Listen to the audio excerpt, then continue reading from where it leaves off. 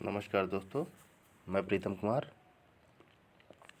आप सभी का अपने YouTube चैनल स्टडी 338 में स्वागत करता हूं। दोस्तों आज जिस टॉपिक की मैं चर्चा करने वाला हूं उसका नाम है समास। देख लेते हैं दोस्तों समास के बारे में। समास की बात करें तो समास का शाब्दिक अर्थ होता है दोस्तों संक्षेप, संक्षिप्त या संक्षेपण। समास को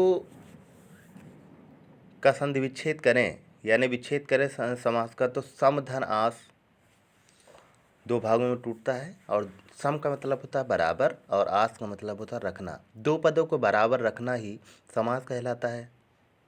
कौन से दो पद होते हैं? पूर्व पद और उत्तर पद। पूर्व पद जैसे लिखा है वो रसोई और एक तरफ लिखा है घर, दोनों को मिला देते हैं तो क्या बन जाता है? रसोई घर। समास के प्रकार देखते हैं। समास के प्रकार में थोड़ा विवाद है। विवाद ये है कि कई किताबें 6 समास देखती हैं, लेकिन मुख्यतः जो हम पढ़ते हैं वो 4 ही समास के प्रकार के पढ़ते हैं। अव्ययीभाव समास, द्वंद्व समास, बहुब्रीहि समास और तत्पुरुष समास। अव्ययीभाव समास की पहचान की अगर हम बात करें तो क्या पहचान है? पूर्व पद प्रधान होता है इसका। कौन सा पद? पूर्व पद प्रधान होता है। पहचान क्या है? समास विग्रह करने पर प्रति, यथा, बे, भर, बे या बा, भर, आ, छोटा और बड़ा, नी जैसे शब्द आते हैं।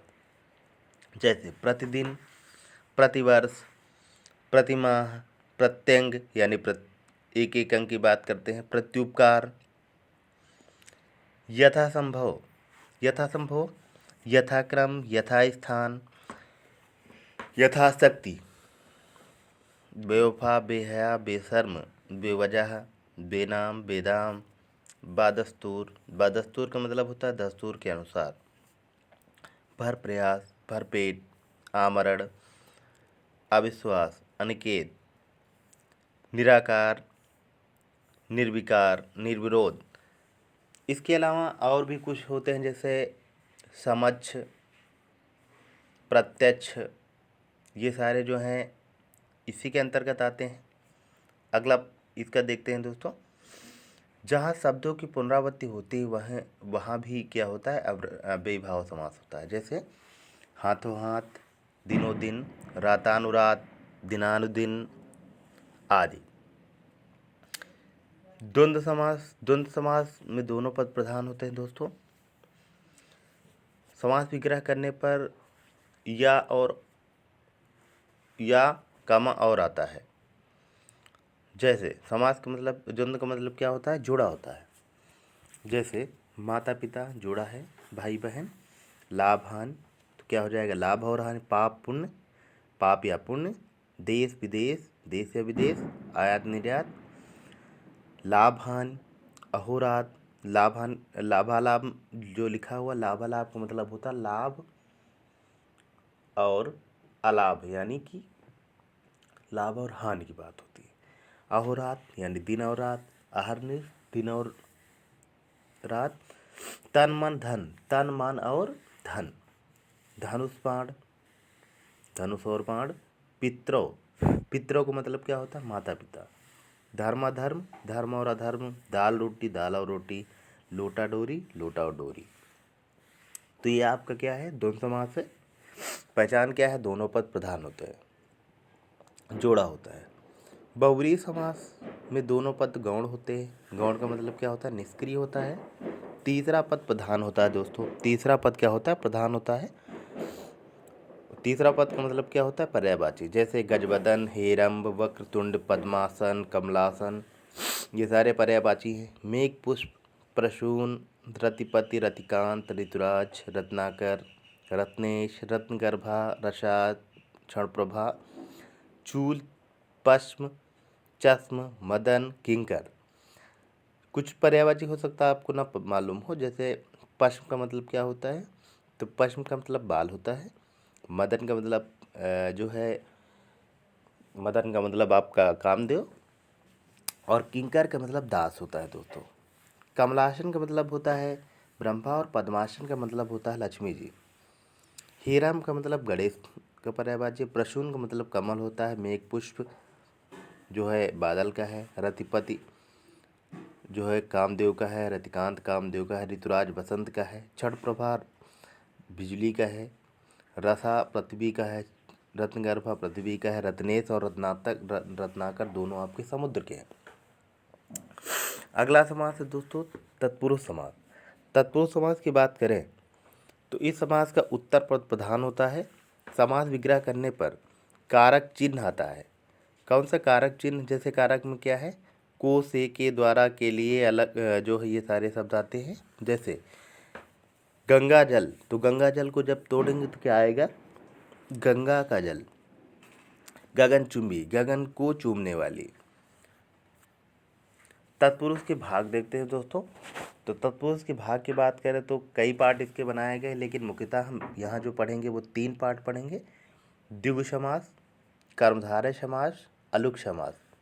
द्विगु समास की बात करें तो पूर्व पद संख्यावाची अर्थ की दृष्टि से समूह बनाता है।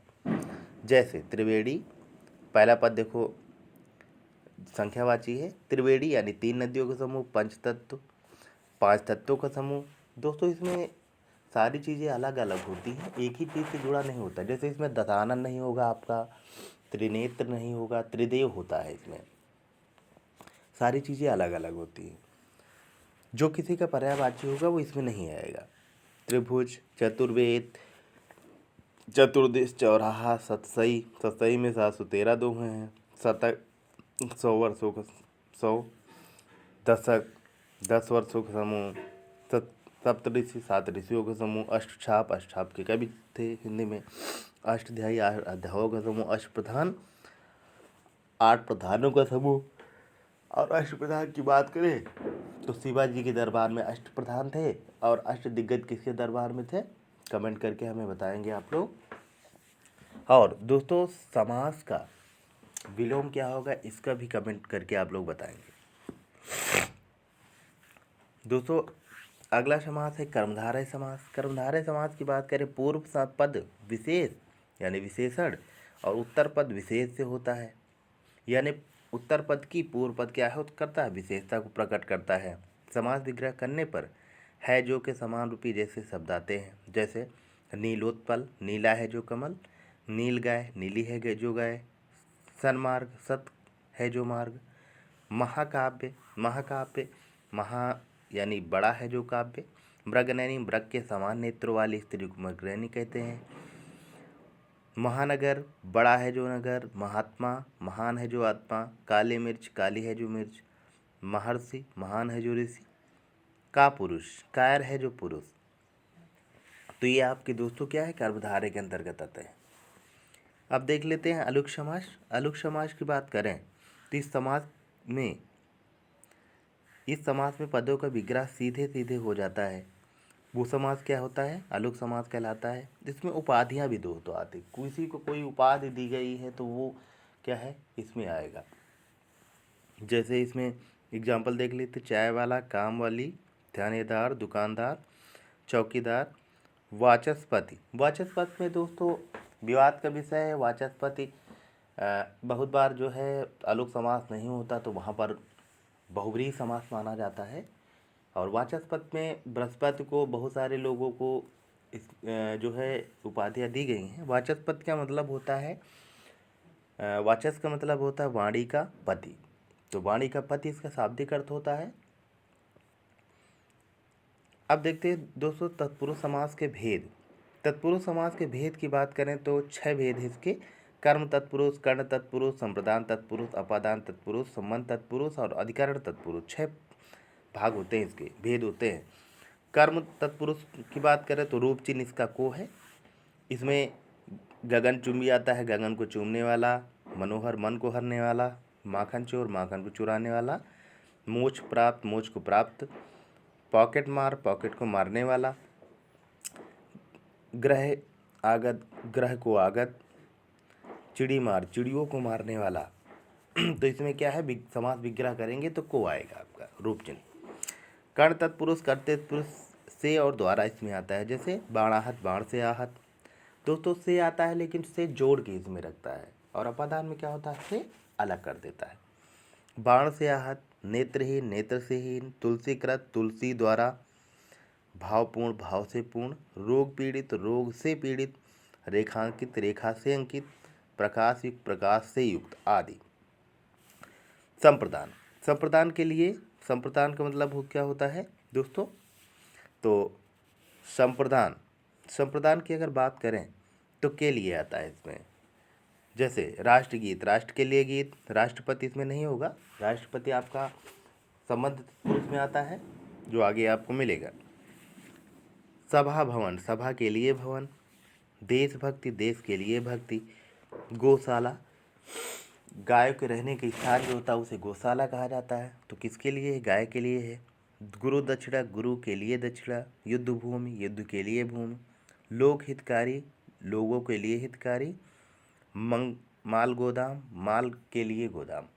और विधान सभा, विधान के लिए सभा। दोस्तों चौथा जो तत्पुरुष है वो आपका अपादान तत्पुरुष है, से है लेकिन अलग होना है। जैसे पदमुक्त, पद से मुक्त, यानी पद से हट जाता है तो पद मुक्त हो जाता है। पदच्युत, पद से च्युत यानी कि डिमोशन होता है, च्युत का मतलब डिमोशन। बलहीन, बल से हीन, बल जिसके अंदर नहीं रहता उसे बलहीन कहते हैं। कर्महीन, कर्म से हीन। दूरागत, दूर से आगत। देश निकाला, देश से निकाला। धर्म भ्रष्ट, धर्म से भ्रष्ट। और विदेशागत यानी विदेश को गया। अगला पांचवा तत्पुरुष है दोस्तों संबंध तत्पुरुष। रूप चिन्ह क्या है? का, की, के। जैसे राष्ट्रपति, राष्ट्र का पति। राजभवन, राजा का भवन। गंगा जल, गंगा का जल।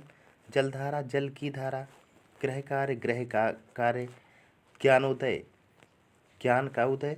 न्यायालय, न्यायालय, न्याय का आलय। औषधालय, औषध का आलय, यानी जहाँ पर औषध मिलती है वहाँ औषधालय उसे कहा जाता है। अधिकरण, दोस्तों किसी का आधार ही अधिकरण होता है। इसमें आता क्या है? में और पर आता है, यानी किसी के रहने का आधार क्या है वही अधिकरण है। जैसे वनवास, वन में वास। पुरुषोत्तम, पुरुषों में उत्तम। शास्त्र प्रवीण, शास्त्र में प्रवीण। आत्मनिर्भर, आत्म पर निर्भर। जलमग्न, जल में मग्न। आप बीती, आप बीती। आप पर बीती। गृह प्रवेश, गृह में प्रवेश।